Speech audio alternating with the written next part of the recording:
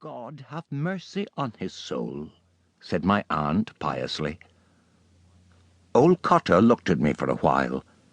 I felt that his little beady black eyes were examining me, but I would not satisfy him by looking up from my plate.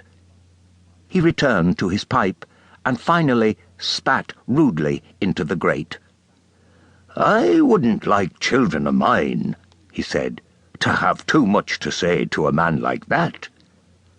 "How do you mean, Mr. Cotter?" asked my aunt. "What I mean is," said old Cotter, "it's bad for children. My idea is, let a young lad run about and play with young lads of his own age, and not be...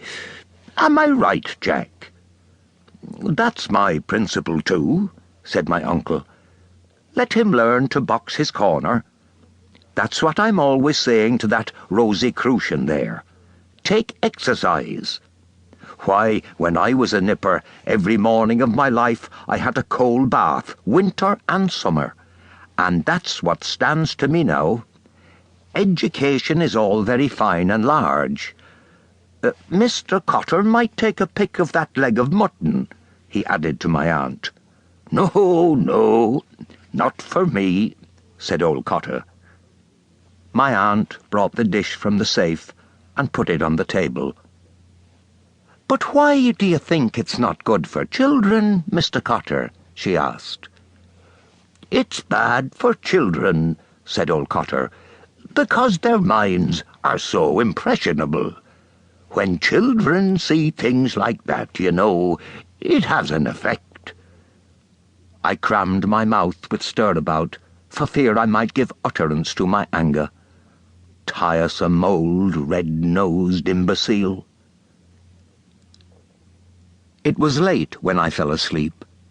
Though I was angry with old Cotter for alluding to me as a child, I puzzled my head to extract meaning from his unfinished sentences. In the dark of my room, I imagined that I saw again the heavy grey face of the paralytic. I drew the blankets over my head and tried to think of Christmas. But the grey face still followed me. It murmured, and I understood that it desired to confess something. I felt my soul receding into some pleasant and vicious region, and there again I found it waiting for me. It began to confess to me in a murmuring voice, and I wondered why it smiled continually, and why the lips were so moist with spittle. But then I remembered that it had died of paralysis, and I felt that I too was smiling feebly, as if to absolve the simoniac of his sin. The next morning, after breakfast, I went down to look at the little house in Great Britain Street. It was an unassuming shop, registered under the vague name of Drapery.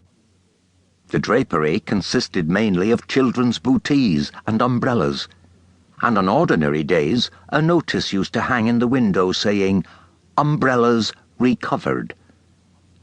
No notice was visible now, for the shutters were up. A crepe bouquet was tied to the door-knocker with ribbon. Two poor women and a telegram boy were reading the card pinned on the crepe.